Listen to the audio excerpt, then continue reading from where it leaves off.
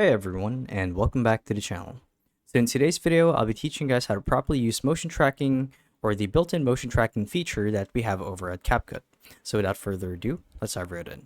So to actually do this is quite simple, and the first thing that we need to do is we want to make sure that we're logged in over to our Capcut account. Now it doesn't matter what version of Capcut you guys are on. It could be the browser site version, which is where I'm at right now, or the desktop version, or the app, I should say, as well as the mobile app on your phone, as this feature for motion tracking is actually built into the system or the platform. So to use it, we would first want to upload a media file that you want to add or apply the motion tracking effect to.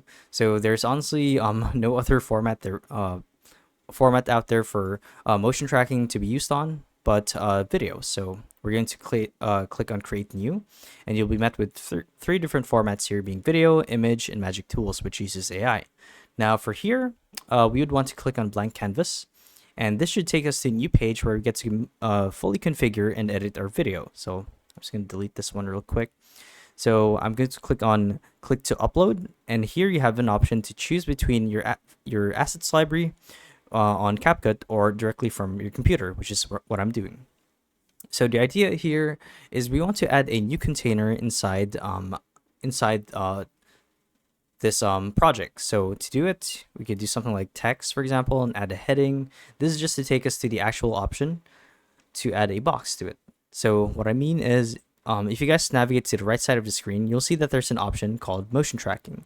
So we're going to click on this, and we're going to select which image or part of the video that we want to apply motion tracking for. So what's going to happen is it's going to use AI to actually track the moving pictures in the current frame. And this can carry over to the entire video. It depends on how far you guys want it to go. And click on start while you're playing the video, export, and save, and you guys should be done. And that's honestly all there is to it. So yeah, that's video. So hopefully it helped you guys out, and if it did, be sure to let us know down in the comment section below. And if you guys want to see more videos like these, we do have a YouTube channel where we do guides like these daily.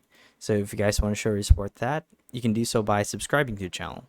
So with all of that said, thank you all for watching, and we'll see you guys in the next one. Bye bye.